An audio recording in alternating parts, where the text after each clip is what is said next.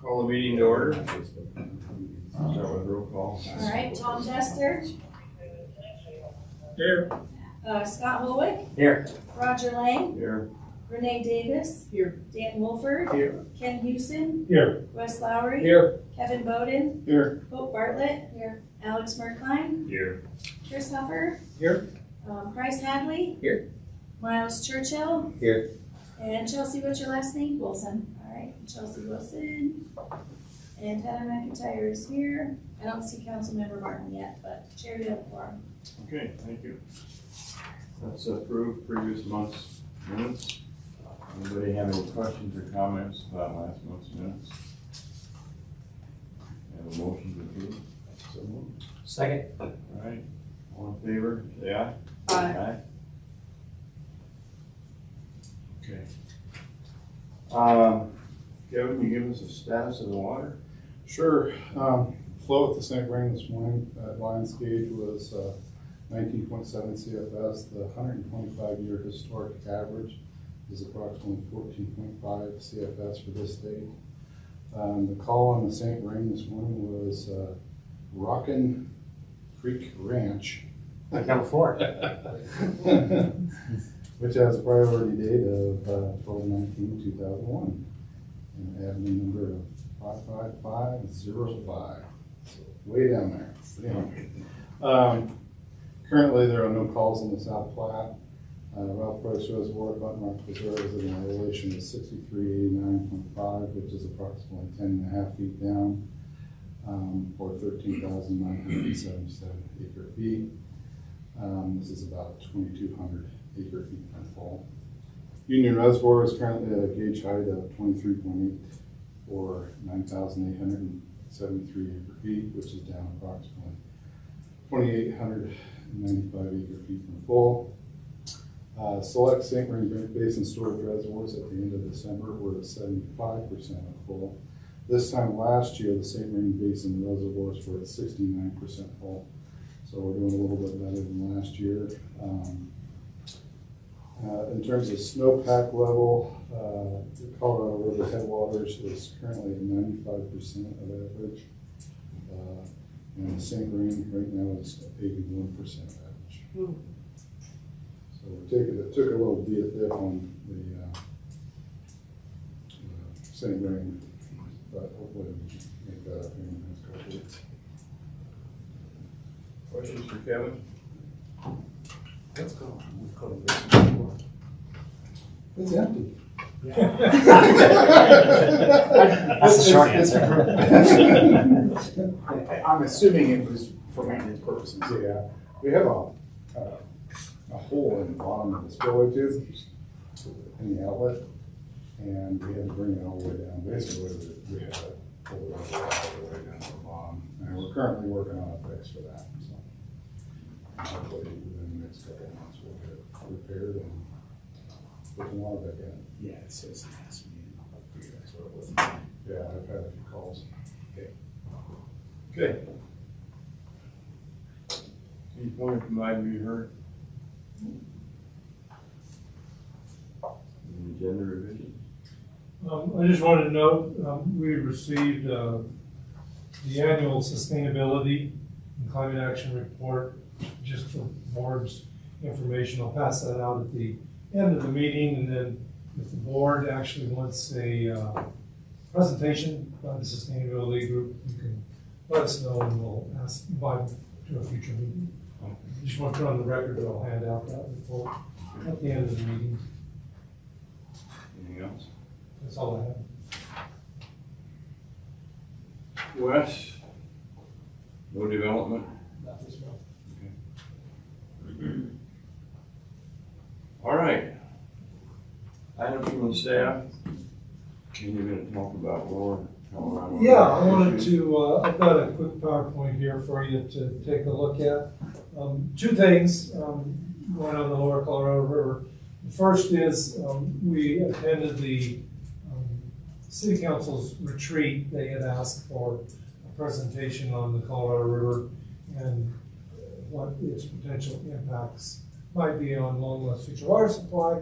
And then also I had an opportunity to go down with Northern Colorado Water Conservancy District Board of Directors, staff, and a few other northern Colorado water providers to the lower Colorado River in Arizona and meet with some of the water providers down there in the Central Arizona Project, and a lot of the water districts down there to kind of try to bridge between the upper and lower rivers. And I wanted to give a quick report on that. How'd you do? A Well, lot of friends down there? let's just say we completely solved everything. It was, let's see. You should be able to just click and go to the next one.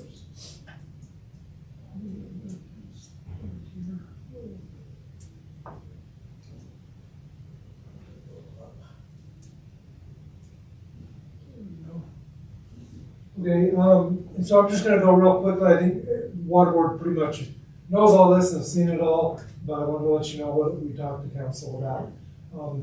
The first thing we did was just try to ground them a little bit in everything that the Water Board has looked at, reviewed, and worked on over the years. We first talked to them about our guiding water principles, which we've had for well over 20 years. I went through those and explained them. And then we explained that most of our water supply is based upon two really founding documents. The Raw Water Master Plan, we talked about a little bit about that and what is in that plan. And then the future water demand analysis. That document, you may recall, is we've updated about every 5 years. We update what the actual demands are, have been. We have the data, the last 5 years of data, and use that to project our future water demand. And then after that, we talked about the Colorado River Basin. One of the things that was of interest that is really, I probably get asked quite a bit about it lately, is that fact that CSU came out there with a study that said there could be up to a 30% decrease in flows on the Colorado River. That, that hit the news media and got people talking pretty quickly. So wanted to talk about that. So to ground that, we talked a little bit about not only the Colorado River Compact, but also how basically the federal government operates the main stem of the Colorado River. We talked a little bit about those projections, a little bit about the current Colorado River flow data. I always like to point out that we have yet to be below 100% delivery of water to the lower basin. We actually, long-term average is about 110, about 112% of delivery. So it's hard for me to, little bit of personal, it's hard for me to have somebody tell me. We're being shorted when you have 110% of what you're supposed to do. So sorry about the comment there. But then we talked a little bit about how the needs conditions and the upper and lower basin use, kind of comparing, really honestly, in the last 4, 5, 6 years, the upper basin varies between 3.5 and 4.5 million acre feet of the 7.5. So well below what we otherwise could be, and then lower basin's way over 10. So that there's the discrepancy that we went down and talked about that we went. So just wanted to then brief council on the future unknowns of our project. That's really in our water demand evaluation. We call our variability assumptions, everything from climate to density to future planning projections. So there's quite a bit in that document that Councilor may remember. Then we talked a little bit about the impacts of the CBT versus Windy Gap, especially when you look at the relative priorities of those two projects. And then its potential future impact on Longmont. One thing I always like to point out is, we go clear back to the start, the guiding water principles. Longmont, 1/3 of our water supply is coming from the west slope, 2/3 from the native basin and rain. So even a 30% west slope impact is only a 10% impact on Longmont's water supply because it's only 1/3 of our water supply. So that's good news for us. Now, there will be impacts on our side, but it won't be anywhere near that. So that's really, kind of wanted to let council know, and then we talked about what if options, kind of summarized it with, if there is an impact so great that we didn't anticipate, really, these are our options. Our number one option is water conservation. We're close to our 10% savings, but to put it in perspective, I tried to put it in perspective. I'm going to use real round numbers here. About 30,000 acre feet of future demand and build out. Of that, the 10% savings is about 3,000 acre feet. So if we were to get another 10 to 15% savings, that's 3,000 to 4,500 acre feet right there. And really, water conservation has the potential to significantly impact any future shortage we might have. But we still have a lot of projects sitting there. The Union Reservoir pumpback pipeline, especially combined with combination with the Union Reservoir enlargement, those projects really are our next in line projects if when we would need them, especially the pumpback pipeline because that gets us water directly right up to our system. By exchange, but it gets it up to our system. And then Button Rock enlargement, and then we have a number of others. Tried not to go into too in depth on actual projects because the real crux of that council retreat item was to talk about where are we with the Colorado River and its impact. So I feel it went really well. Council had some really great questions and really engaged in it. So we're happy. Hopefully, I don't know. I'll put Councilmember Martin on the spot. Hopefully, we got across what we needed. We did. Citizens were. Yeah, that was an amicable and informative piece of the retreat. Good. We had some other interesting parts of the retreat the same day. So. Yeah. Well, we tried to get you about water. Well, Ken, you talked about build out. How far down that list would it have to go to meet the build out, or do we meet the build out needs somewhere in the middle of that list? Yeah, actually, right now we're Water Board advised council to participate in the Windy Gap Firming project. The Windy Gap Firming project, plus a little bit of water conservation, should bring us to build out. If all the assumptions we made are proved, we did crystal ball a little bit. So we're really hopeful that we don't have to go very far down this list. We're obviously keeping it all firm. It's available. Available. You said water conservation was the top option. Are the other 4 projects listed there in order of priority, according to maybe staff or council directly? So I'll say sort of, yes. I think water conservation will be our first go-to, but the pipeline, we've actually, part of that is already built. It can be phased. Nice thing about that project, there's 4 different phases. So we could build the first phase. You have to go to the Union enlargement before, otherwise you'll run out of water in Union. So at some point, but pumpback pipeline, we could get that going pretty quickly. And its advantage is that there's a lot of water down here at the bottom end that we have available, could be made available if we could just get it back up into the system. The first phase is really just up to Ute Creek Golf Course to the Rough and Ready Ditch. That gets you, Ute Creek Golf Course, a number of parks, 3 schools, and Fox Hill Golf Course for really a fairly short project, and that would give us a lot. So yeah, I would say, obviously we're going to look hard at water conservation, but that pumpback pipeline would be the first one, and then it also allows us to do a number of other things, especially with return and flows. So what you just said makes me understand that I never quite understood what the pump back project did. I always thought that it pumped back, all the way to the water treatment plant so that you could make the non-potable water in the reservoir potable water. But it sounds like you have some interim steps where we just make the raw water more usable for things for irrigation and stuff. Is that- Yeah, that's exactly, it's spot on. An example is right now, we irrigate Fox Hills, irrigates Fox Hills out of Pleasant Valley Reservoir, Terry Lake north of town. It's the senior water right in winter.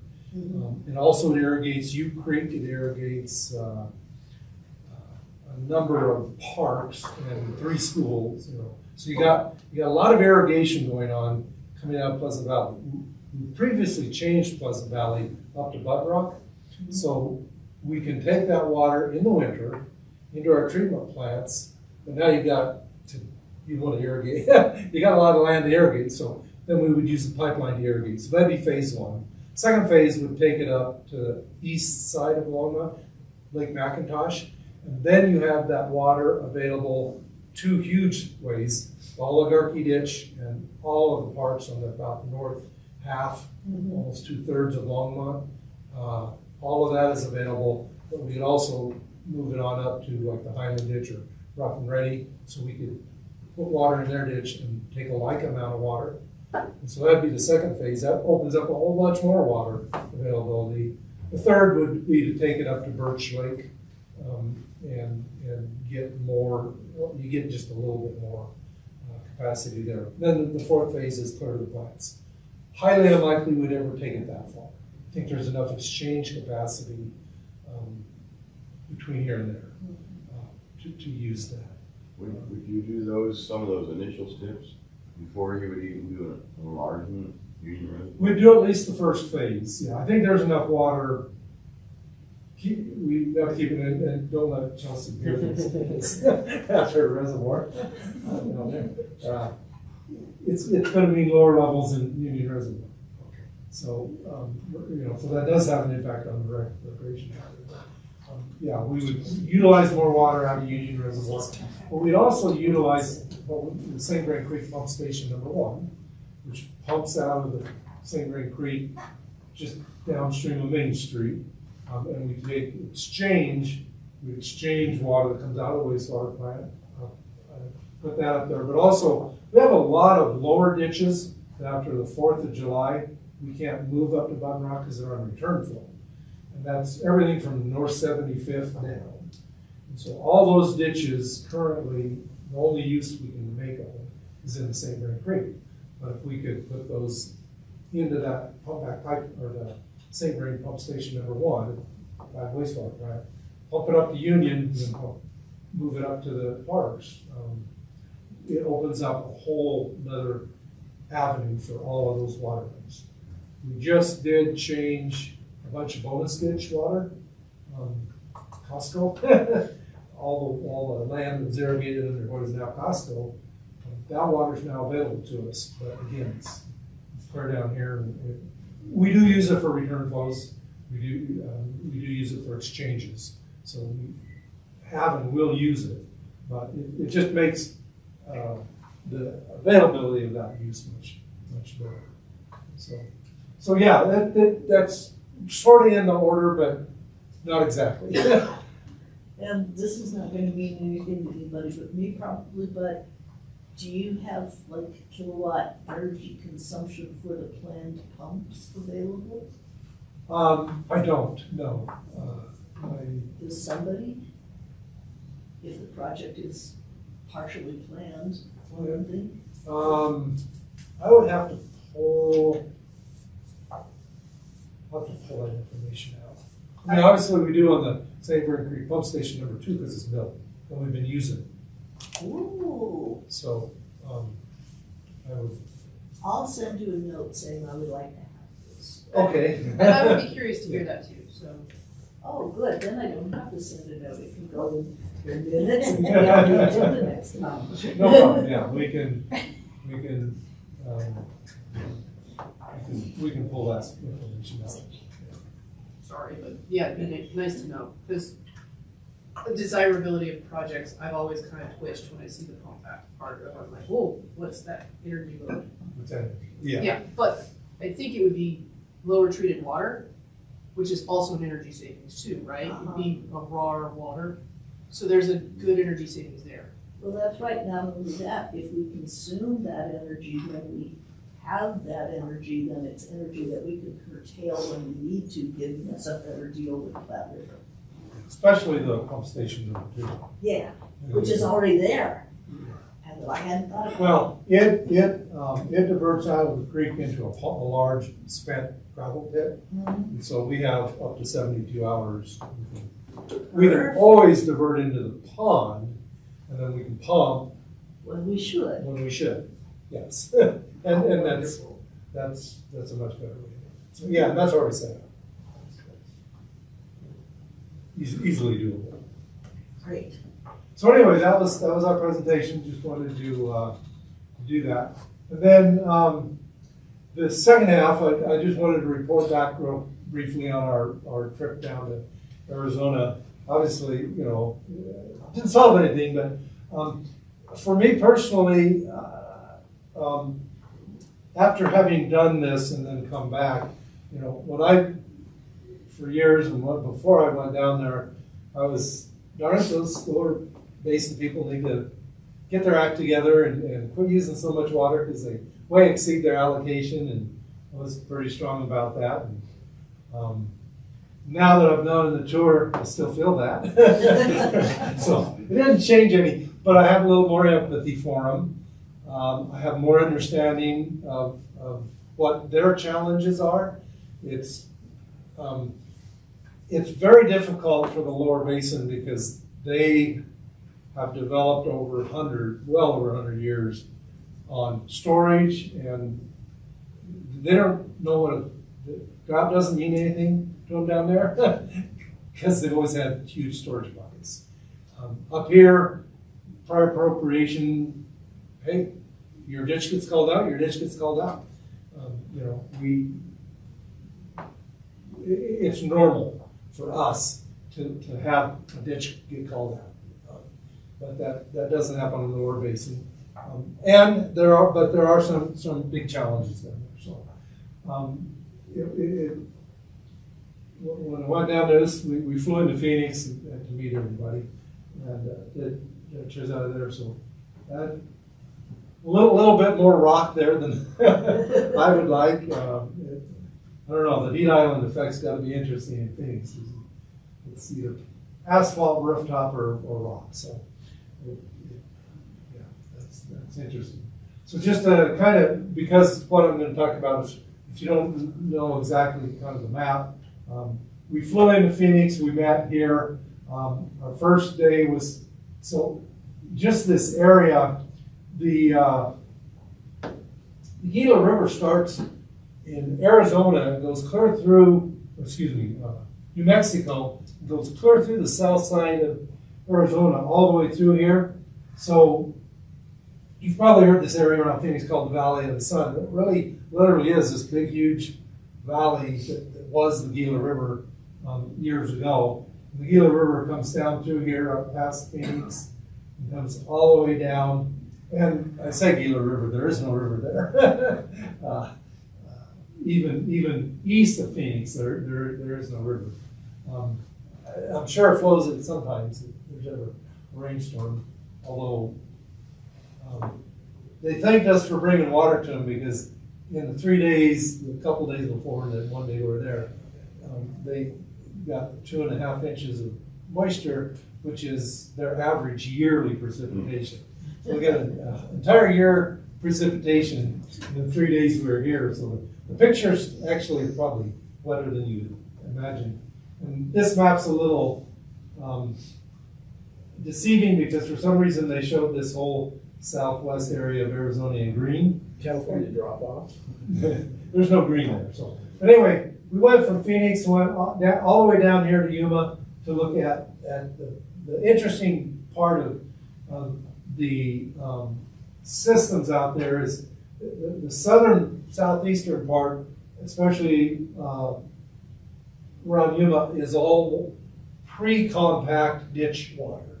There's a number of big ditches that predate the 1922 compact.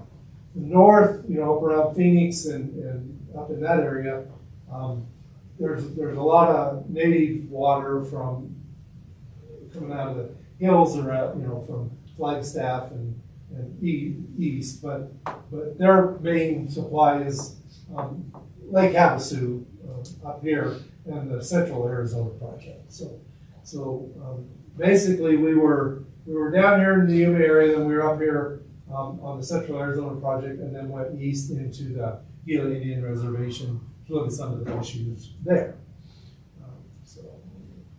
Our first stop was, or meeting, was with the Welton Mohawk Irrigation Drainage District.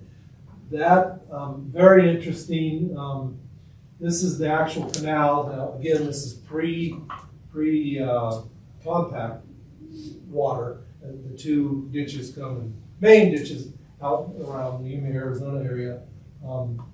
The area down there was it basically is the vegetable farms for all of America. I mean, this time of year they're growing most of our lettuce and all of our other produce down there and shipping it clear into Canada to the northeast United States, all over the country. So while they need to take care of water issues down there, it also is our lifeline, bread and butter. It's our food. So this is the actual canal, in the Welton Mohawk Canal. This is a little bit better view of it, looking straight down it. And Kevin told me all of our ditches look this good around here. The interesting thing about this ditch is a lot of their ditches are lying down there, as you can imagine. They need it to prevent infiltration. A large part of this one was not lined, and it wouldn't fly here in Colorado. But the reason it's not lined is because the water comes out of the Colorado River and goes down the canal, but the canal is actually flowing from west to east up the valley. And so and I'll show you in a second, they lift the water and then it flows, and then they lift it again and it flows to move it to the east, move it from the Colorado River up into the valley for use. But because of that, the ditch has to go downhill, so it goes down. And a lot of these places like this, it's actually lower than the Gila River. And so there actually is water coming from the Gila, groundwater from the Gila River going into their ditch. So they didn't line it so that they could get that water. Like I say, that wouldn't float here in Colorado. But it was interesting to me that was one of the things they do. Very high groundwater table. At this point, you're at the far west end of the Gila River, where it comes right before it goes to the Colorado River. And their problem there is the groundwater table is too high. And so they actually pump water out of the ground and lower the groundwater table, so they don't have salt loading in their fields. But the fields were amazing. So this is one of the pump stations where it reminds you a little bit of some of the pump stations you'll see on our large irrigation projects. Those are a little bit shorter, smaller units, but what's amazing is only about a 12 to 15 foot lift. They lift it up about 15 feet and it goes to the next pump station. So pretty large pump station to pump that water.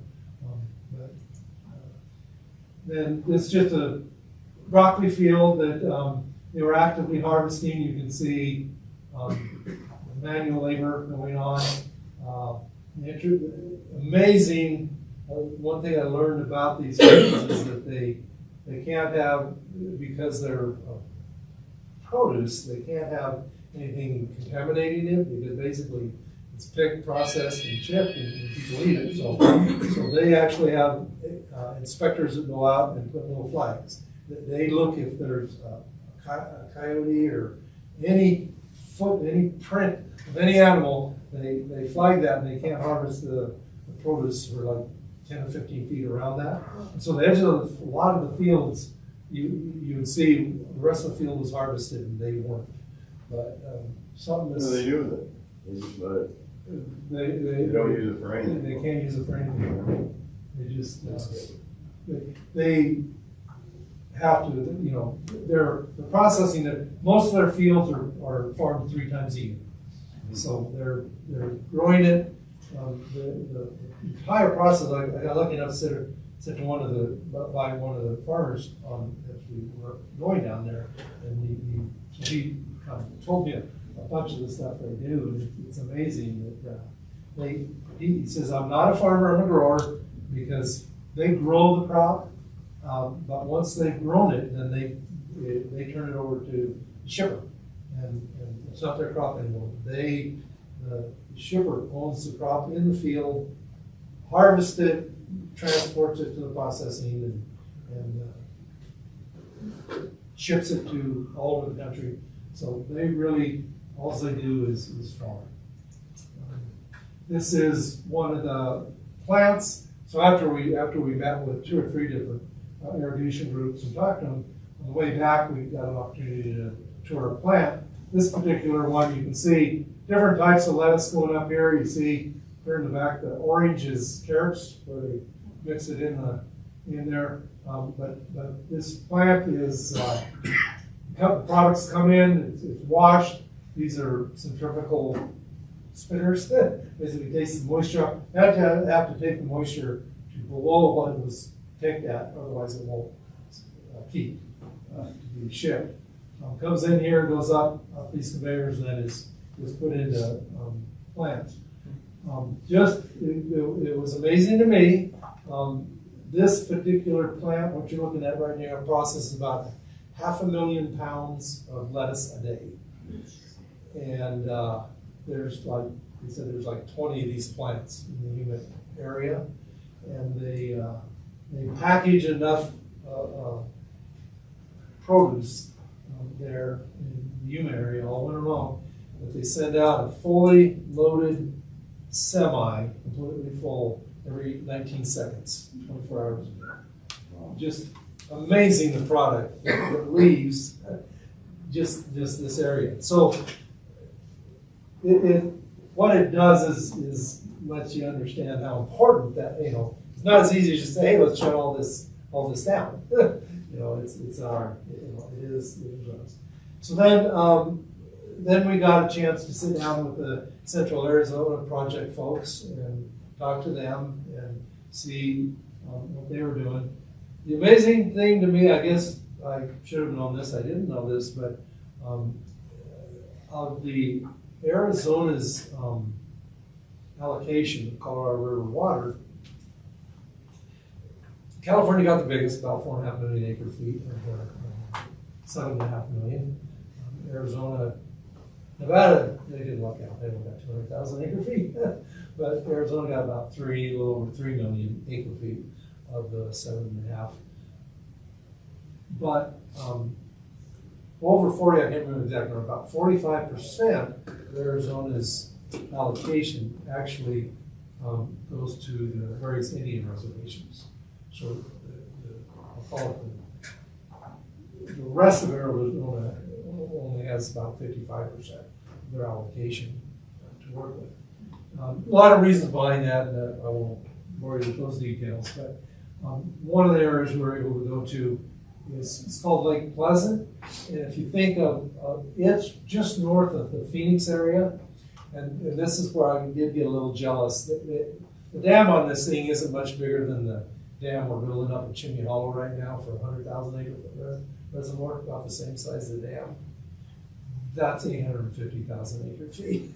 So for a very small dam, they got a really nice reservoir. I'm very jealous about that. But it's essentially a, call it the equalization pond for the Central Arizona Project.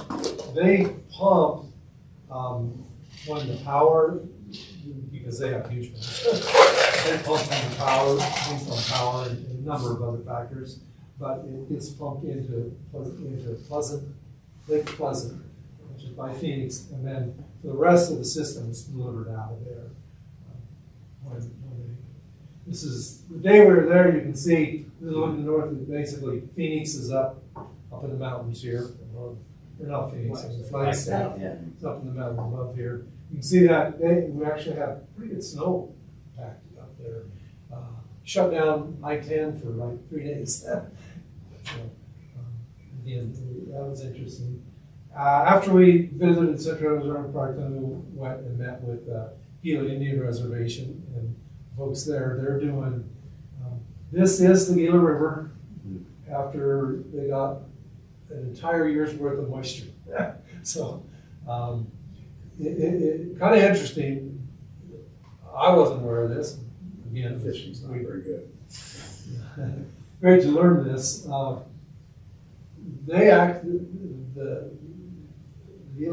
Indians actually farmed well before even the Spaniards came into the country.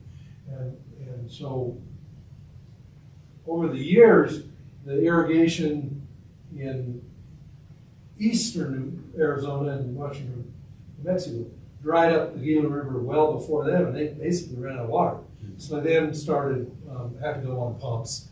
A pretty good groundwater table there, but obviously over the years they're pulling it down.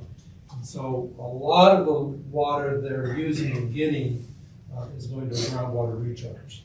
In fact, right here, just where we went, there's a large groundwater recharge project. And so they're trying to bring the groundwater back up. They also are, this is one of the canals for on the Indian Reservation, and they are going to put solar over canal. First really one of any significance in the western United States. But they're just putting caissons, and then they'll put I-beams across the canal, and they'll mount it. Good and bad, it's going to be tough to do maintenance on that canal over time, but what it does is A, it doesn't take up any land, B, it shades the canal, so you have less evaporation. And they're believing, more importantly than anything else, it will keep their algae growth down, because it won't get the sunlight into the water. So they really feel it's 3 benefits there. But this was, so one of the problems with the large amount of groundwater withdrawal in Arizona is subsidence of the land. So this sign up here is where this land was in 1969, and it subsided clear down to here, in just from 1969 to 2018. So I understand the issues they're dealing with. For them, their concern is if they take less Colorado River water, then the pumps are going to be turned on more, and the subsidence is going to increase. So it's not as easy as just saying shut it off. So this is all down to removing groundwater? From removing the groundwater, yeah. It allows this, basically the water is in the pores, and by removing the water, it allows the pores to settle. And literally, it's There was a big article on Mexico City in April, the weekend, going 20 inches a year downhill. yeah, Same thing. yeah, same thing. Well, and in Florida, you give all some of those limestone gardens, then they dissolve, and then they have huge sinkholes. In Mexico City's built on it. So that was that kind of visual. Lets you understand. And finally, we got a chance to go through a desert garden area, and I never knew there was a cactus called an octopus cactus. But you can see how it got its name. So that was really the end of it. And I was lucky enough flying out of Phoenix. On the way back, we just kind of climbed up, not quite altitude yet. This is a meteorite crater just about 60 miles east of Flagstaff. Supposedly the biggest meteorite crater in the world. Don't know if that's true or not, but it's kind of neat to see, especially with the snow. It really stuck out. So, anyway, that was our trip. It was very interesting, and if you're interested, I think the Central Arizona Project organization is going to come up to Colorado this summer, do a reciprocal trip, and meet with a lot of the water providers up there. So, It sounds like the Indians get a pretty good chunk of water. Do they have that much agriculture that they use it on? they do. They do. They do. The Gila Indian Reservation is huge, and they have a very, very large area. That's, again, being irrigated almost exclusively with groundwater wells. And they're going to use the Colorado River water to replace that groundwater pumping, to balance it. You know. Yeah. They'll still use some. But yeah. So the other thing is, when does this issue, how many more years do we have to wait to get a finality out of it? Who's gonna get what long term? Is that near term, far term, or is it? We don't know. There's a near and far term part of it. I don't know if we'll ever solve it, but that'll be interesting. The near term is 2026. The current operational guidelines for Colorado River for the Bureau of Reclamation expire, and right now a lot of talk, along between all the states. Bureau of Reclamation says we want all the states to tell us how our next operational guidelines. Basically, they operate the Colorado River project. Meade, Powell, the two big ones, as well as Flaming Gorge and Blue Mesa here in Colorado. And, how they operate those systems make a big difference. I suspect they're going to not release quite as much to the Lower Basin. They have a dual responsibility. The primary purpose of the Meade and Powell is water supply, so they have to prioritize that, but they also generate a lot of electricity. If they let them go below minimum power pole, then they shut off a lot of power generation, especially Meade, which powers a lot of Southern California. So, yeah, there's a short term. I believe there's going to be an improvement in how it's managed short term, but the long term, is still. Nobody, either the Lord, folks in Arizona, or us coming down from the upper basin, could really predict that. Great, thanks a lot, Ken. Very informative. Okay, next item is the annual Button Rock Preserve and Forest Stewardship update. And is Miles going to be involved? Who's doing that? Yeah, Miles and Bryce. Where do you want us to sit for this? Well, I'll have Miles come up here, he's gonna talk. We're splitting it. Okay, well, both of you come up then. Okay. Good. Les and I'll step back.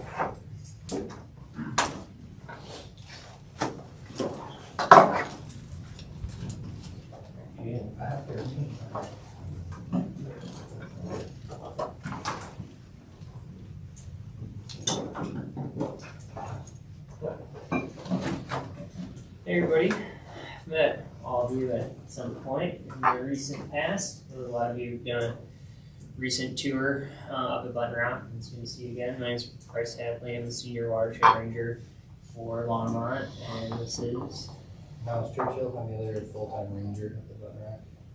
And Miles is our resident ranger up there, and he was also generous enough to come in on his day off to meet with you all and share what we've been doing over the last year.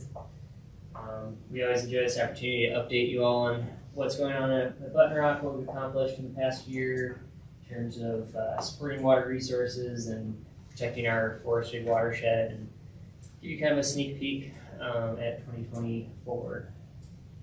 So we'll talk about annual trends, give you a one-slide recap of who we are as watershed rangers, what our mission is, talk about how we support water resources as the two day-to-day operators of Button Rock Dam.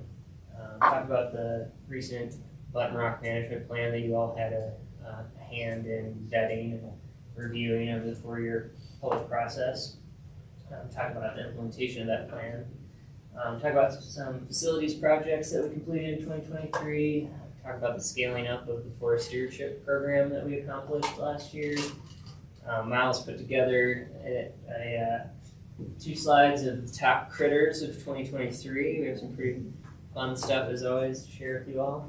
And then a sneak peek at goals for the next calendar year, and give you an opportunity to ask us any questions.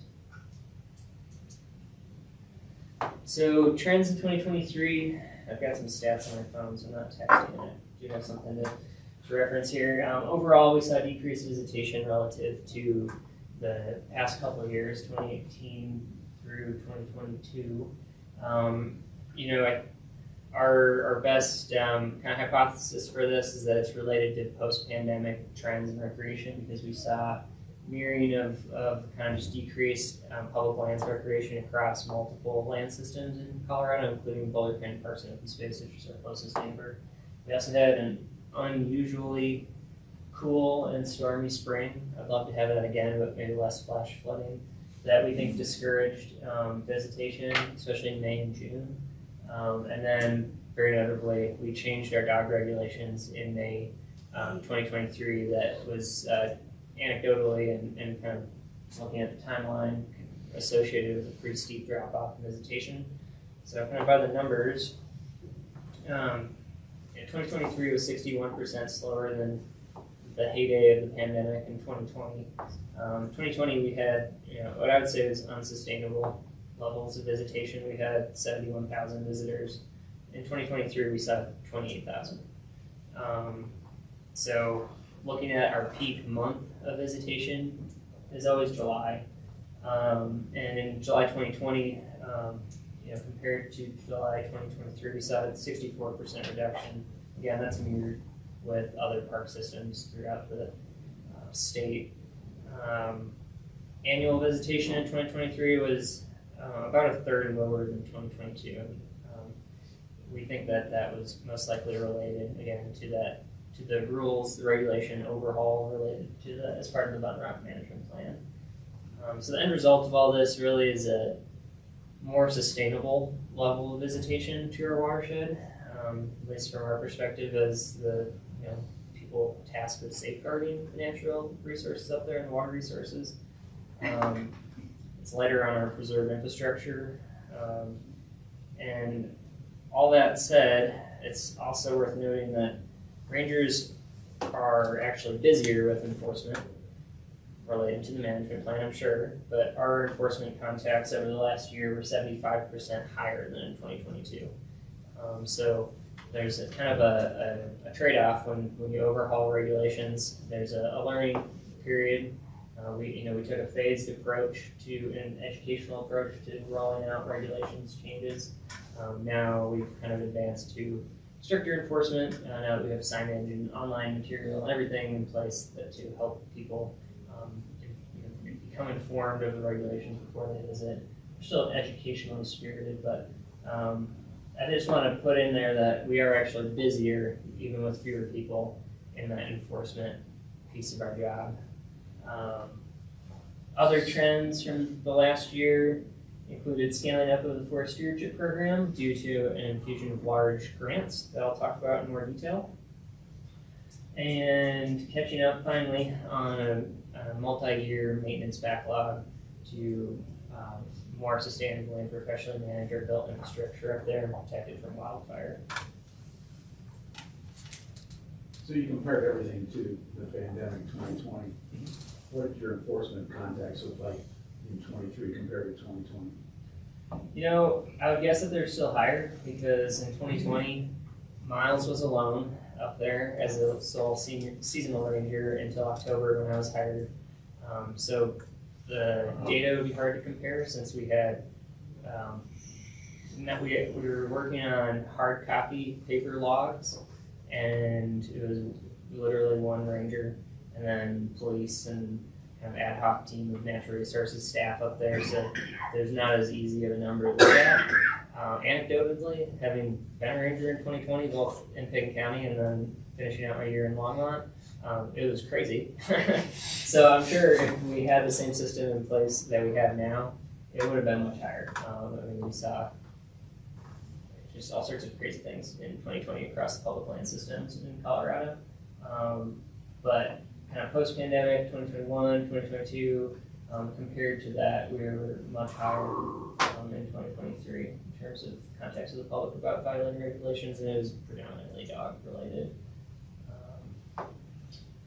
So who we are, what we do, we are watershed rangers. It's a team of 2 FTEs, Miles and myself, 2 temporary rangers that we hire. This year we have a 3rd year returning temporary ranger, Dan, and we just hired a 2nd, Abigail, that we're going to be training this spring. So we were trained in first aid, emergency response, firefighting, code enforcement. It's part of that resource protection and public safety mission. We patrol, around the 3,000 acres. In addition to the surrounding area, the non-city owned areas surrounding Button Rock that we incidentally look after. We've responded to search and rescues, EMS calls, fires on adjacent Forest Service property. We've responded to accidents on private land. So we have this kind of fairly large no man's land between Allen's Park and Lyons that we're involved in. But our primary duties are, for Miles and I, to act as operators of Button Rock Dam, making sure that it's secure, that it's safe, and that it's operating in compliance with our water rights. Resource protection, so protecting the natural resources, the wildlife habitat, wildlife values, and also, the watershed health. And I would put in, as part of that, also the built infrastructure and the security of our water utility sites. As rangers, what differentiates us from just straight law enforcement is we have that educational ethos. So a large part of our job is public outreach and education. And even when we're doing rules enforcement, we're coming at it from kind of the authority of the resource, educational perspective. And we're involved in emergency response. I'm an EMT. Miles is a wilderness first responder. We're both wildland firefighters. So we respond in support of Boulder County Sheriff's Office and their emergency services deputies, as well as 3 different fire protection districts and the county's wildland fire team to help protect our watershed. Our source of the majority of our drinking water and the vast majority of our native water. What are your hours of operation? That's a good question. So we do our best to cover daylight hours down to dusk as best as we can, stretch our hours. Obviously in the winter we have fewer hours of daylight, so we work into the evenings and nights. We stagger shifts, but we cover the preserve 365, 7 days a week. Miles and I carry pagers that the Sheriff's Office can use to contact us. We keep them at our homes so we can get paged after hours. So it's kind of never ending. But we do our best to cover daylight and cover the peak times of visitation, which is pretty variable with weather. Last Sunday was the busiest shift that I've had in a couple months, actually, despite the horrible wind. So it's still a popular destination. Our parking lot is full, despite the rules change. I don't want to give the wrong impression. But yeah, we do our best to cover the preserve for all the times that the public would be there.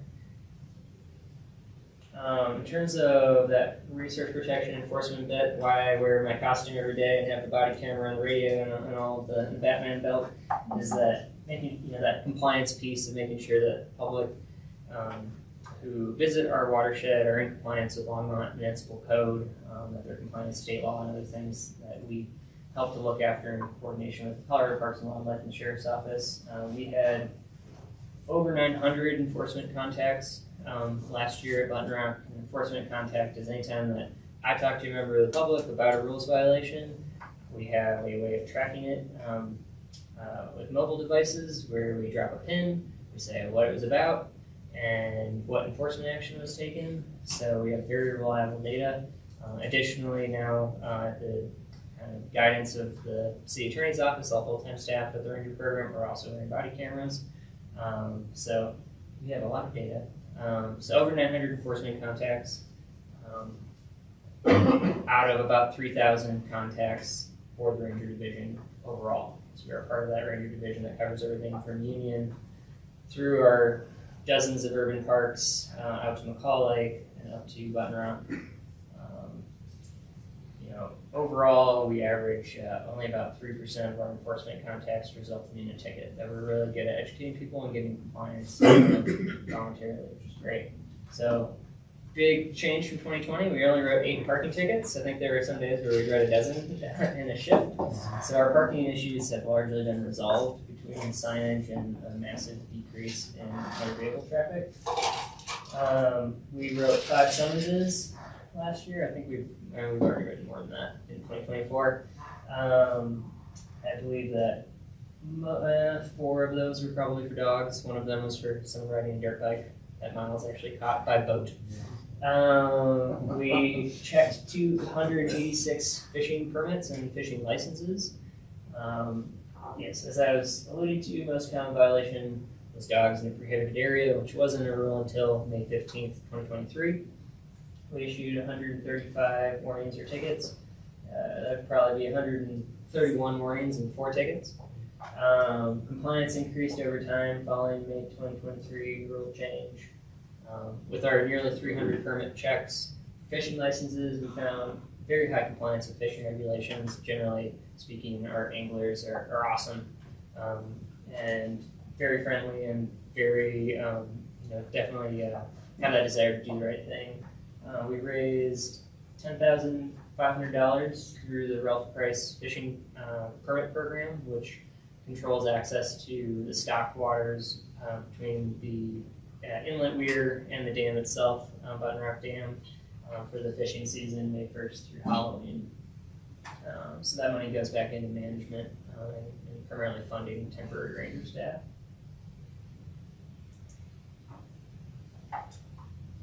Okay. Yeah, like Craig said, so we do a lot of stuff, so we provide a lot of assistance to the public. So last year we responded to 20 emergency incidents, 19 citizen assists, 378 naturalist and interpreted contacts that we recorded. There's probably quite a bit more than that. Not a lot of everything, great time to talk to someone, but 113 neighborhood resident contacts. There's 9 private properties up there. So it's kind of gotta keep everybody happy, so a lot of contacts with the neighbors up there. We supported multiple visitor volunteer projects. We've been working with cats a lot lately to get our trails up to code kind of. So they work on the Hummingbird Switchback, they rerouted that. We worked with WRV last year, Wildland Restoration Volunteers. They did a North Shore Trail reroute, they almost finished. And then a native seed collection. And then we did what we call a trash cleanup with Boulder County. So who did that? I think so. Yeah, Boulder County Youth Program. Lots going on. That's a picture from one of our ranger talks. We do a handful a year, mostly for school groups and for our conservation corps that we work with. So some notable EMS calls. We had 3 EMS calls for injury or sick hikers on the Sleepy Line Trail. August 1st, Price responded to a truck for cyclists in town. August 10th, there was an ATV rollover accident that we responded to on private property. And then August 20th, we had a search and rescue on the pipeline. It was pretty far down on County 80, so we don't allow people on the pipeline preserved, but further down What's the helicopter doing? Is that so that's dousing fires? No, so every year we do training with the National Guard, they come out. So in April, they come out and get pretty much a helicopter practice on bucket drops for wildland fires.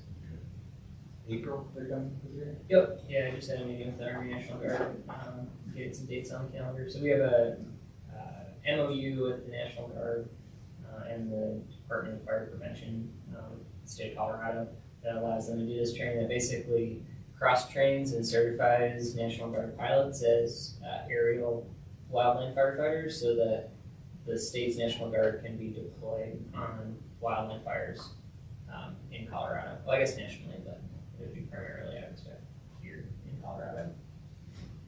If you want to come up and watch the Blackhawks and Lakotas, your taxpayer dollars pay for it.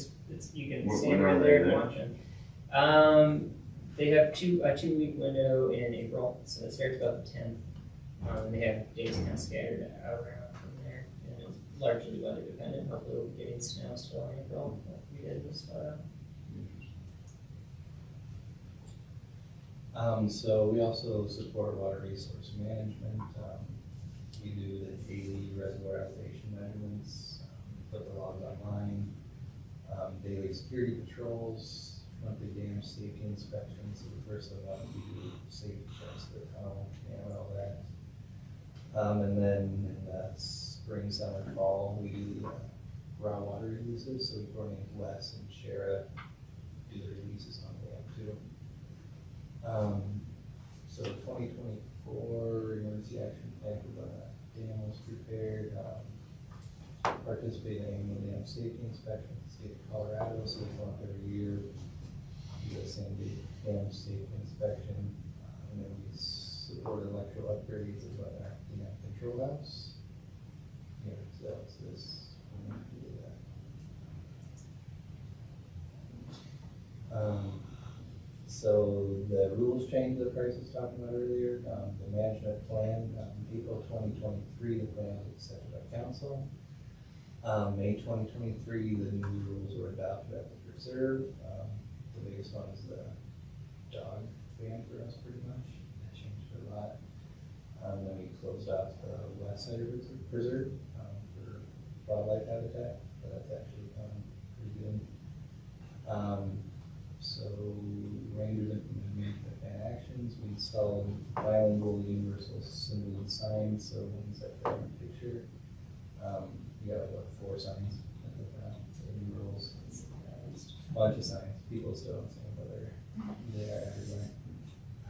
We achieved high compliance with new regulations through arrest enforcement. So the first 2 months we were real education based. It's kind of verbal warnings and people around, and now we're straight tickets for whatever. So I'm cracking down a little harder. We installed gates and fences to protect habitat conservation areas. So that's on the west side. We border Forest Service land, Colson Gulch Trail up there. That's actually pretty good. Then we enforce seasonal closures of winter elk concentration area. So that's the west side of the properties. Goes down in March. Is the no dogs positive in your opinion? I'm a dog person, so I got mixed emotions. But it's slowed us down, which is probably a good thing. So I think so for like wildlife and the protection of the water. I think that's probably a good thing. But yeah, being a dog person, I kind of want to do it. So, question. Your hours of operation changed too. Any significant change there? So previously, before the code update, our hours of operation were, you can walk in 24/7, but the parking lot hours was closure from 10 p.m. till 3 a.m., which were largely unenforceable hours. What we revised it to was to match nature areas throughout the city of Longmont public land system, so that the preserve closes 1 hour after sunset, or the parking lot closes 1 hour after sunset until 1 hour before sunrise, which we found was a good compromise, as it largely encompassed the hours in which people want to be out there. And we still allow 24/7 access by walk-in. So if you want to backcountry camp in Colson Gulch during the summer and walk in, you're welcome to do that. And what that allowed us to do was be good neighbors both to the U.S. Forest Service, which is open 24/7, 365, as well, while at the same time being a good neighbor to Boulder County Parks and Open Space, which has multiple bordering properties, most notably Hall Ranch, and they have a strict sunset to sunrise closure. And at the same time, being sensitive to our private residents, so that if they want to walk out of their house, they're not getting a summons for being on the preserve after hours. And we feel that this change allowed us to really crack down on the behavior that was problematic, which is after hours, folks parked in the parking lot doing things that they shouldn't be doing. Often, our main concern is people building fires. So that 1 hour after sunset is a lot easier for us to patrol. Living on the property, when I lived there and Miles living there, like going in and out the one access, you also see what's going on the trailhead. So we're able to catch the vast majority of after hours activity.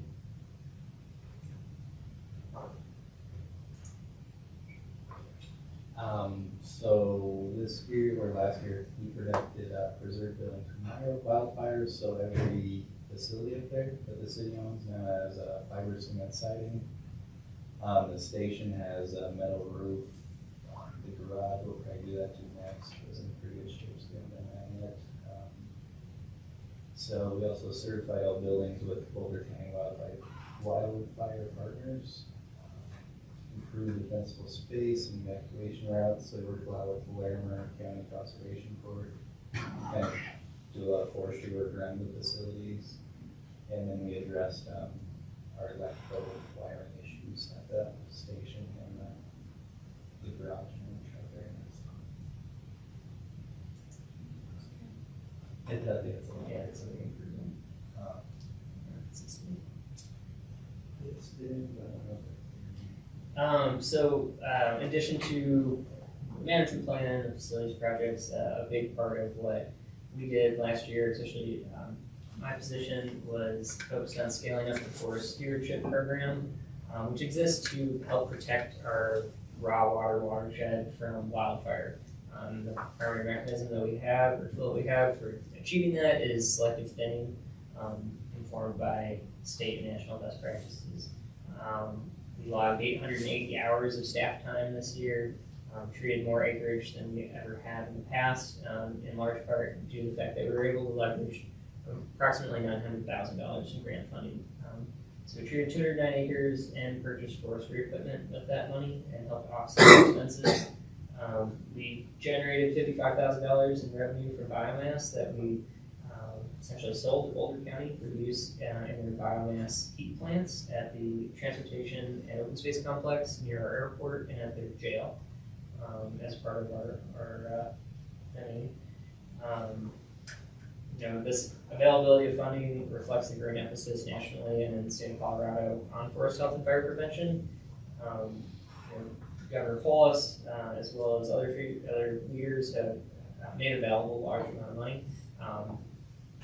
The vast majority of money that we benefited from last year is COSWAP grant, Colorado Strategic Wildfire Action Program grant that we won jointly with Boulder County. It was $1 million grant that funded multiple projects across multiple land systems, and that was COVID stimulus dollars that were repurposed and sent out through grant dollars to address the wildfire crisis.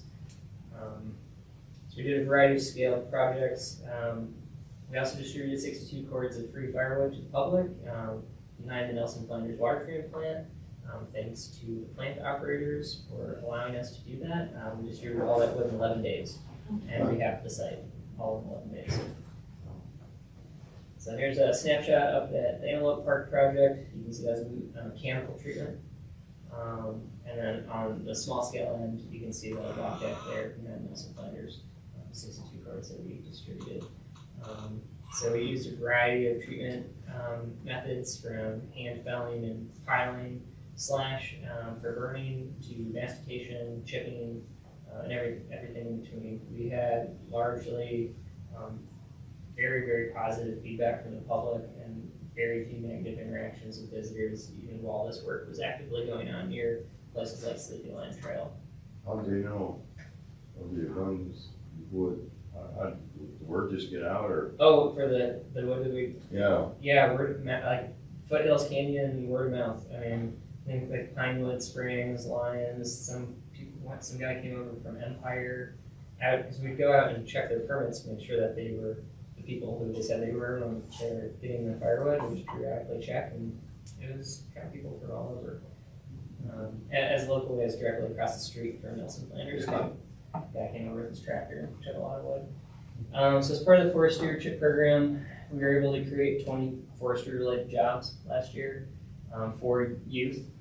We partnered with Longmont County Conservation Corps, which employs certified sawyers ages 21 through 26. There's some pictures of our LCCC crew at work.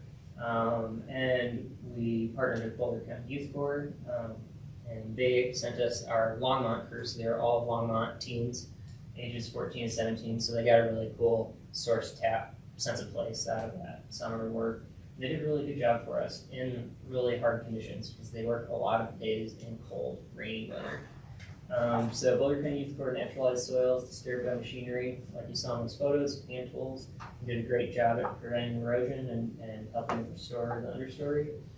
LCCC salvaged 21 trees infested with ips beetles, helped us contain that native pest, in addition to treating 31 acres for forest health and fire mitigation, mostly in the area of Mullen Park and on both sides of the ranger station, and then right around the control house at Buttonrock Dam were the areas that they focused last year.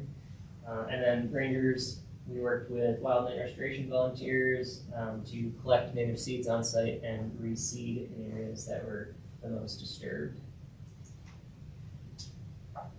We adopted a 5-year intergovernmental agreement with Boulder County Sheriff's Office Fire Management Team last year. So BCSO has its own wildland fire department. And kind of the genesis of that is the county owns so much land that is then taken out of the tax pool for fire protection districts that some years ago they decided to make their own fire department to help ease that burden on local fire departments. They actually have their own full-time wildland fire crew, which is responsible for fire suppression, but also prescribed fire on the 100,000+ acres of Boulder County Parks and Open Space land, much of it bordering Buttonrock. So we partnered with them in this IGA that allows them to supervise specifically slash pile burning at Buttonrock. They developed and embedded a slash pile burn plan that went through a technical review with the U.S. Forest Service. We secured permits from the state of Colorado, and now we're just waiting on very, very specific weather conditions to allow us to safely burn some small piles out of the log jam unit, which was cut in 2021 above the inlet. We also adopted a 5-year IGA with Colorado State Forest Service, which is an extension of CSU, that allows us to pay them a fairly nominal fee, honestly, for professional forester support. So they'll come out, help us plan projects, mark trees, consult with us on forest wood products, forest tests, logistics, anything that we need from professional forestry services. And they do it very cheap. So we really appreciate their help. They've been great supporters of us. Here's one of the pieces of machinery, just this attachment that we were able to buy with grant funding this year that allows us to more cleanly deck and salvage wood. These are trees that were infested with ips pine beetles that we salvaged and isolated that can be milled as blue stain lumber for open space or historical preservation or facilities projects. And then this is the area that we reseeded. I believe that's Miles right there. We reseeded a strip of about 1 acre with native seeds. This is out on Cook Mountain. So just kind of digging into the nitty gritty, every year I put in this forest stewardship program finances table. And kind of, I just look at my notes, but to give you some highlights from this, we have been very effective at leveraging grant dollars for the forest stewardship program. Since the program started in 2004, we've leveraged over $1.9 million in grant funding. We raised over $900,000 of that funding just in 2023 alone. Again, this reflects that national and state attention given to forest issues. Technically, this means that we came out in the black last year because we got half of the $1 million grant that we were jointly awarded at Boulder County, and that paid for the Cook Mountain project. So $500,000 of that grant funding was zero match from us. It looks like our member who's beaming in is blocking the total for the top of that. Move them. There we go. So you can see that we technically came out about $400K in the black last year of our forest stewardship program. We didn't actually profit, but point being, we were able to leverage a large amount of money. We spent about $500,000 and leveraged $900,000. And next year, looking towards 2024 to 2025, we've already leveraged $408,000 of cash grants or cash value of labor that has been leveraged. And we're excited to get into that work next year. I'm gonna leave this up for a second in case anybody has any questions about the finances of the forest stewardship program.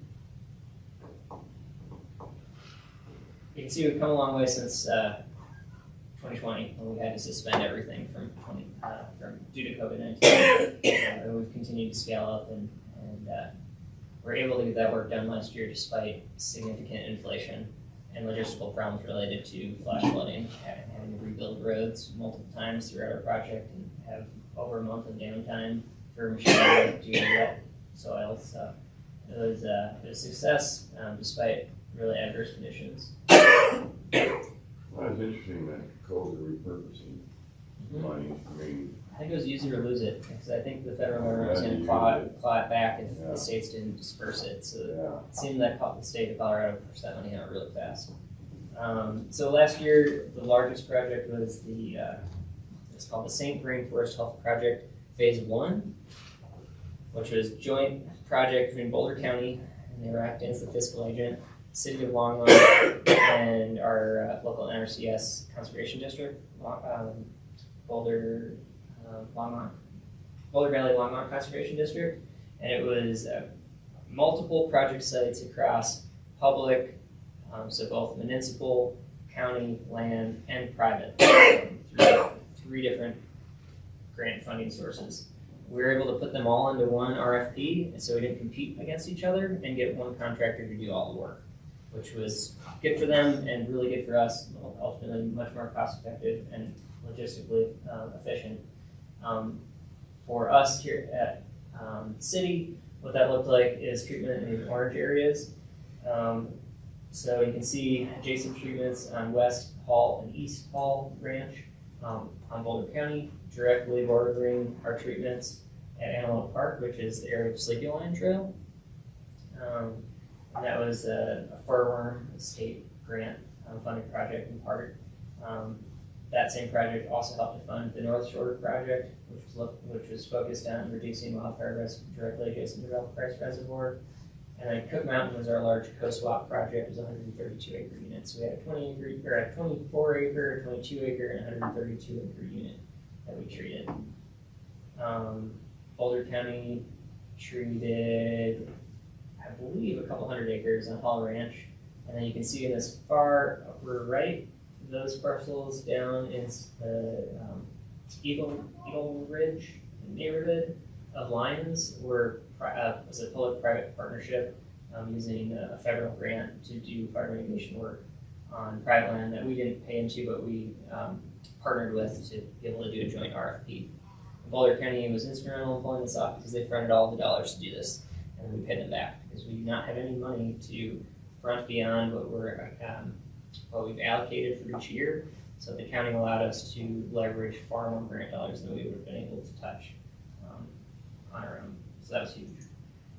We also had a co-swap workforce development grant that funded a project called the Button Rock Watershed Protection Project with Longmont County Conservation Corps. It was an 18-week field season. So they went back into a third entry treatment in Mullen Park, kind of in the area of the ranger residence, complementing a planned treatment on private land to our northwest. Then they moved down, did some treatment off the map, right around the control house for some defensible space, right around Button Rock Dam's control house.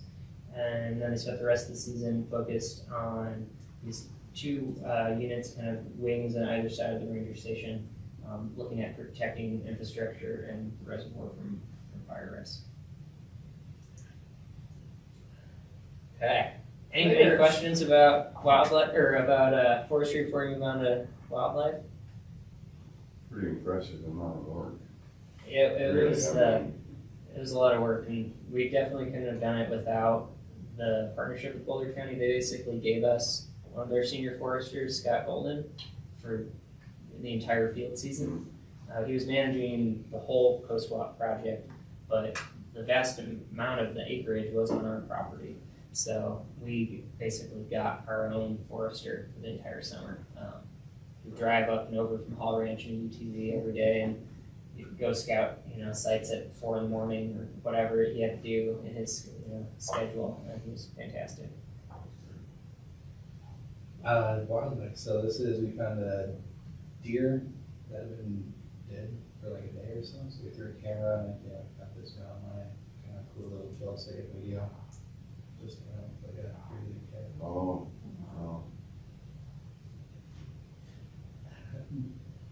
You see many mountain lions up there? I've never seen one in person, but we see a lot of tracks. This is like a quarter mile from Miles's house. Yeah, it's just like on the head. From Platt again.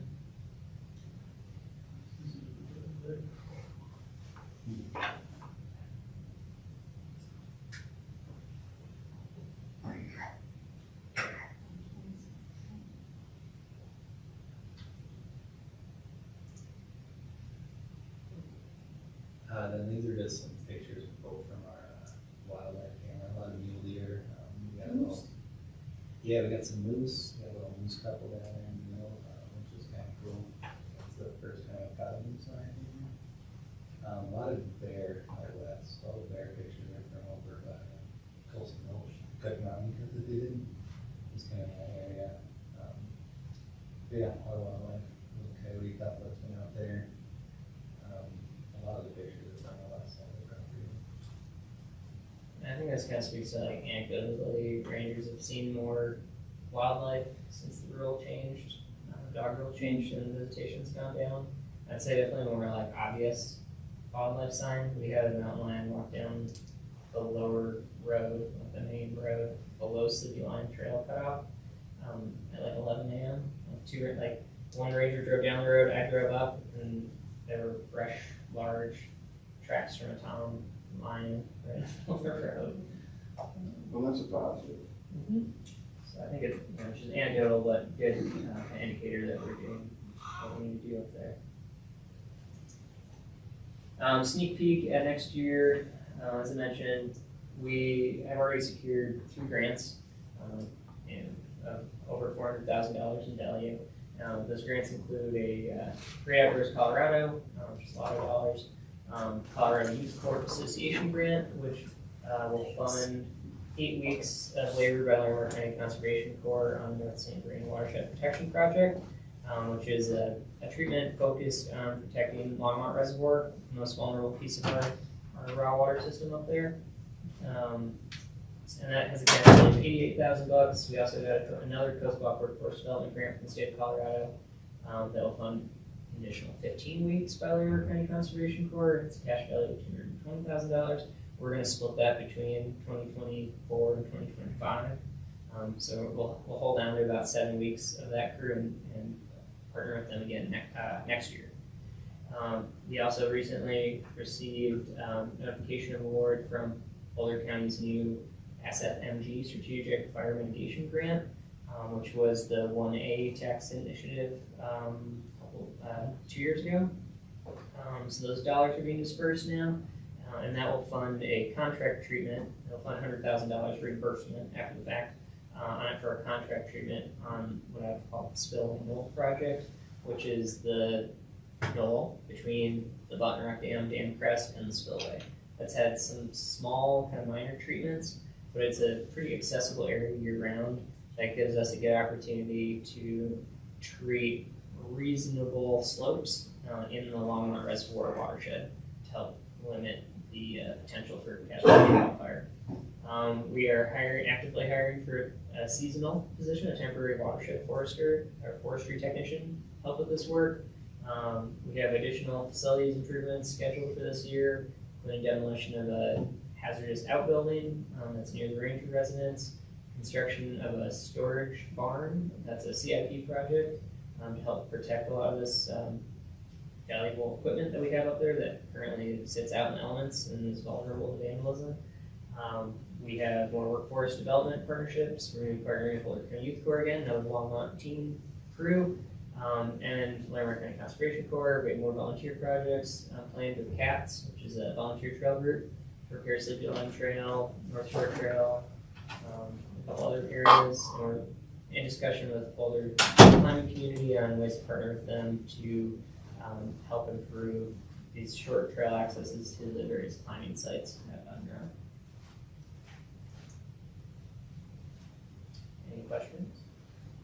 Any anticipated times, like, We've gone through all of the public notifications, so if we get weather that's within the very specific parameters of our burn plan, then yes. So what that looks like is at least 3 inches of snow cover on small piles, 6 inches of snow cover on large piles, very light wind, and cold enough temperatures for a couple days after to maintain that snow cover. And unfortunately, since we've jumped through the last bureaucratic hoops on Valentine's Day, since then all of our storms have either been followed immediately by like 55-degree weather or followed by winds and 55-degree weather. So we're hoping that Mother Nature decides to make it winter again, and we can get rid of some of these piles that are fuels on the ground for wildfire that we'd love to have taken out of the equation. Our goal is 250 piles in the log jam area just by the inlet. They're all fairly small. Piles condense down as they age, so these piles are built 6 feet by 6 feet. Now it's they're barely 4 feet. So it's a very low complexity project for a professional fire team like Boulder County Sheriff's Office. So hoping that we can finish that project out and move on, and hoping for snow for all the reasons. Tom, you got any questions? No, just I'll reiterate, just an impressive amount of work. So yeah, really fantastic up there. It's a special place too. So. Thank you. Anybody Yeah, that else? was that cold snap when it was like -20. I took that. No. Everything just gets iced around the outlet. Well, we thank you for what you do. Thanks for letting us do A lot what we do. Done by a Appreciate few it. number of people, so we appreciate it. Thanks for coming on your day off. Yeah.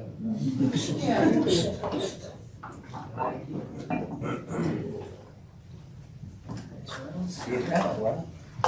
We did one less slide than we planned, which is, Okay. 2023 Annual Water Board Report. What do you want to do with that? Are you going to give us some information, Alex? Yeah, so I've done a kind of draft that you can look at before we, I guess, finalize it entirely. But much of the report is pretty much in the same format as it's been in years past. One of the, I guess, bigger changes in the beginning of the report was addition to the raw water requirement policy. There was a little section that was added for the attainable housing rebate under the payment of fee for cash in lieu of non-historic water rights transfers. I made updates to the water board members that left and those that came in and replaced their spot in the past year. Development activity in 2023, there were 41 acres reviewed by water board. Water rights in the oligarchy and oligarchy extension were acquired. And the only deficit that we saw cash and we paid for was springs at Longmont, and that was entirely fulfilled. Major general business kind of just goes over everything that the board took action on last year. I'm kind of just speed running through this, so if you have any questions, just let me know. One of the items was the minor addition to the water board bylaws. And then there's also various other additions. Major issues were reviewed by water board but did not require action are also put in there. And then the water supply and water shortage implementation plan, as always, is revised in every year, and in 2023, we decided to maintain the sustainable conservation level, and not many changes as I saw.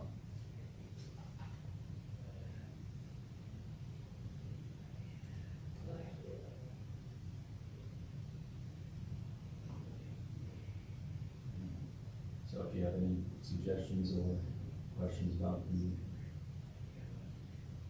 annual report, please let me know. Questions about what we accomplished last year? It's a good report. It's a good summary, and it is one of the items that water board is required to do each year is to report annually to water city council. So this is a nice summary document that has that, and so if there are no other changes, we'll provide this report to city council. Any comments, questions?